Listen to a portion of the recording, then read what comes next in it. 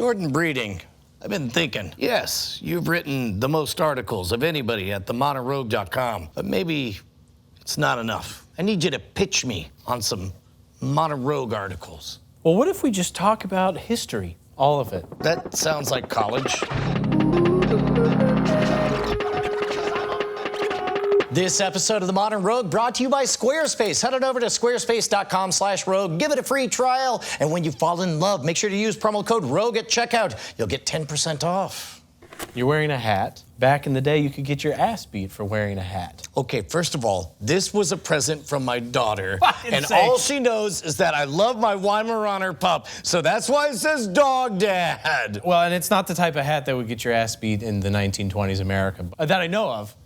I don't know. Actually, I don't know. Yeah, they haven't written. I don't know what the phrase dog dad meant. So you give birth to beasts of burden. So there was this unspoken rule. If you wore straw hats after September 15th, roving gangs of children would smack them off your head and nobody was worried about it. I don't know which is worse, wearing white after Labor Day or... That's what's weird about it, right? Is it's ostensibly straw hats are for summer, but it wasn't Labor Day and it wasn't the official end of summer, which would be the 22nd of September. There has to be a reason it was the 15th. Not according to Slate. I guarantee you, like, Mom has her third glass of wine, Dad's on his fifth handle of brandy, Yes. And then a kid overhears, you know, I hate these poor people.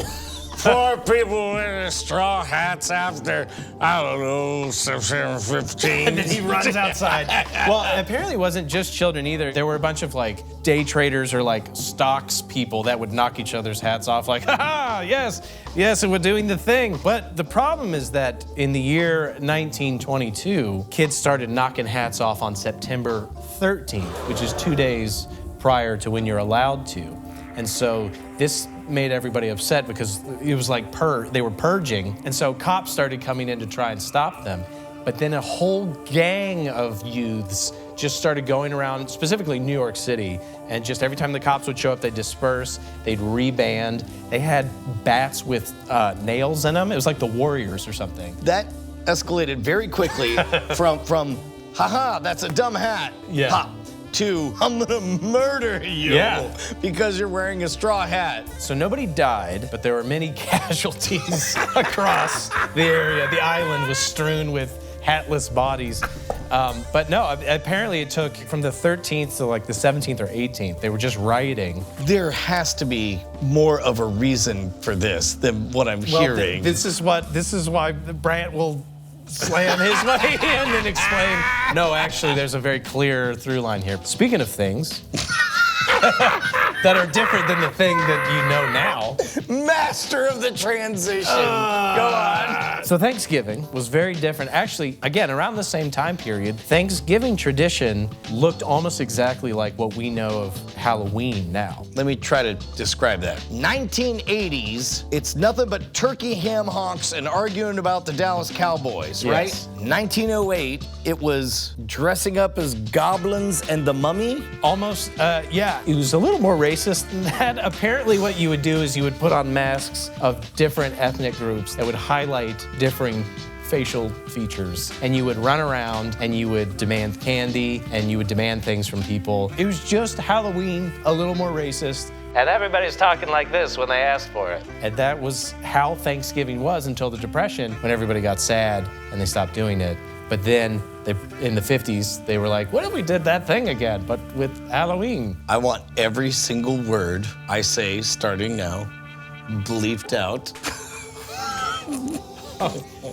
So it'd be like, hi, ta-ta-tai, I'm bleeped. Give me some candy. I guess. I'd like your candy.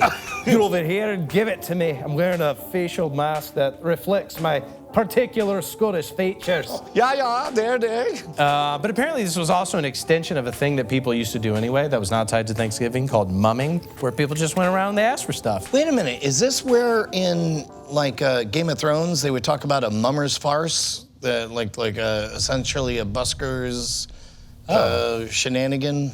His Grace would never lower himself to entertain such a mummer's farce. I don't know. Brant? Welcome to our new show. Give Brad homework. Let's have his mama's farm.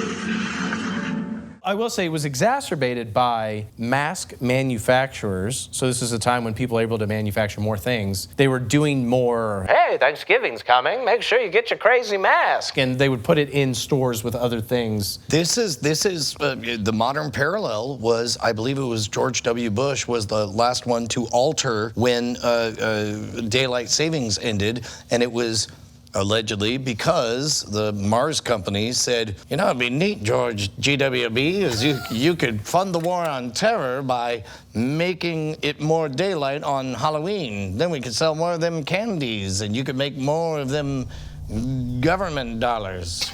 Do you think you could still buy candy cigarettes? Yeah, I think so. Brands? They refuse to do the minimum amount of research. All right, so speaking of selling things to people, so Coke famously had cocaine in it. Yes. Which CocaCola. Yes. Had cocaine in it. And the idea was that white people can handle their cocaine, but they were afraid that if black people got a hold of it. What year are we set the racial Wayback Machine to win? It's Jim Crow era. Okay. Obviously, that's relatively wide. It's pre-segregate or pre the end of segregation. So, yeah. And then basically Pepsi took advantage of that. They had a marketing department specifically targeting African Americans. So one thing I know for sure is that Coke, by virtue of being the first dominant brand of refreshing beverage, including cocaine, they were able to capture all of the vibes of sitting on the porch with grandpa, good times. It's the drink that refreshes. And in branding, the rules tend to be if you can't be first, be second. And the way you be second is by being the opposite of the first. So if Hertz is the #1 car rental company, then you're Avis. We're #2, we try harder. Same thing, Coca-Cola, by virtue of being first, even if it's for terrible reasons. Then Pepsi went through multiple phases. Around the 60s, they tapped into the peacenik boomer generation. That was the beginning of what became, if Coke is what you drink with your grandpa, then Pepsi was the choice of a new generation. Right. Do you remember this? This was Dr. Ruth did this. Why would what does that have to do with anything? Because it's what the cool kids are doing now. They did that? Yes. As what? What did it mean? It meant that you liked Pepsi and you were cool, which... So you go up to a guy and be like, do you order that way, or you just let the other you just have hippies? You just pay celebrities to do this, and then that... Brad? We don't know what the heck it is. You can poke someone's eye out like that. And they got a Kardashian and that widely beloved commercial. Oh. Of course, because a lot of people had these statements. The Coke president was just saying racist stuff because it was the 20s. What are you going to do? And Pepsi would circulate that everywhere. They would retweet them. They would make sure that everybody knew.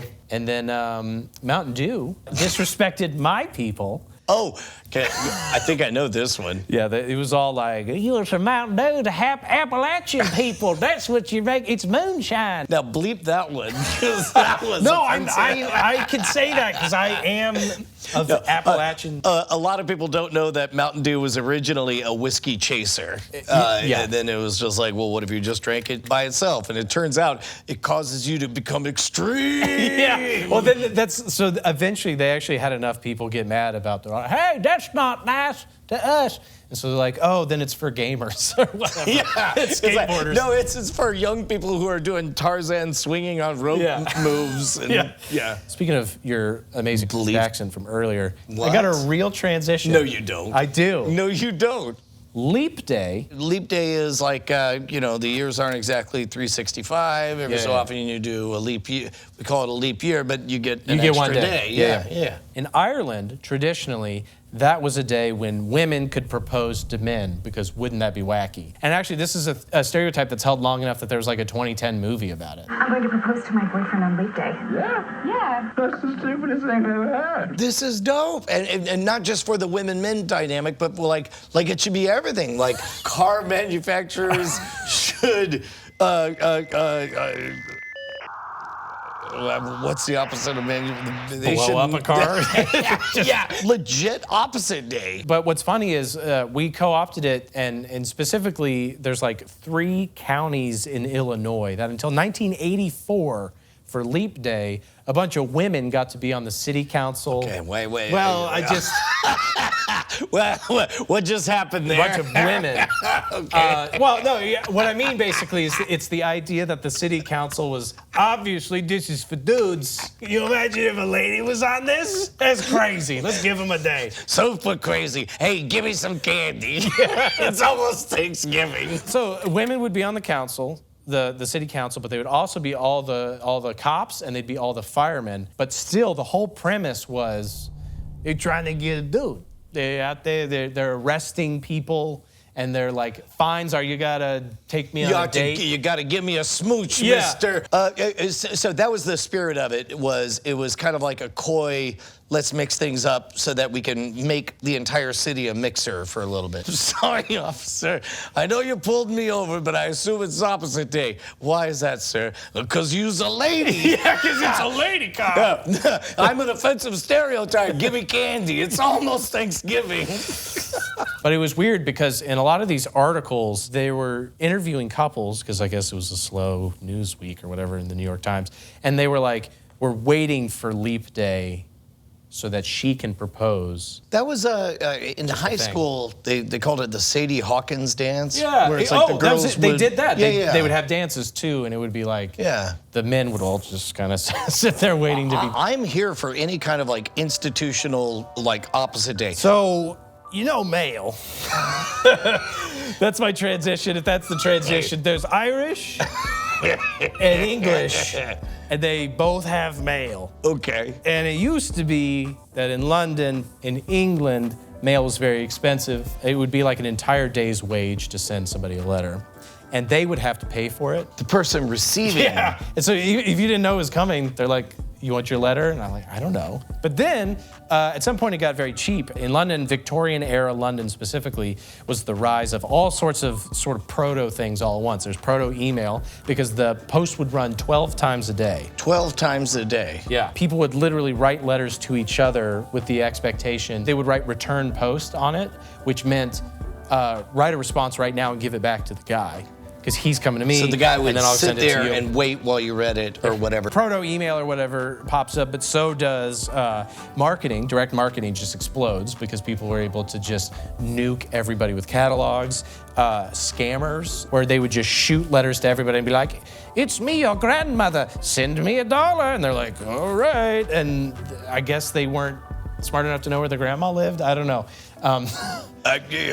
To be honest, everything old is new again. Yeah, and so they would make a bunch of money that way. And proto Netflix password sharing. Wait, for like private clubs or what? No, not exactly for that. It would basically, somebody would read a newspaper and they would just mail it to their friend, who would mail it to their friend. And so there were a bunch of newspapers at the time that were like, that's not fair, you're not allowed to just mail it, damn it, that's not. But it was like, Extra, you're a real piece of work, you jerks. yeah. It was so much cheaper to mail a newspaper to your buddy Than actually buy a newspaper. Yeah, obviously, like a whole subscription, so. Turns out there's a lot of history, and I'm pretty sure we'll get to all of it.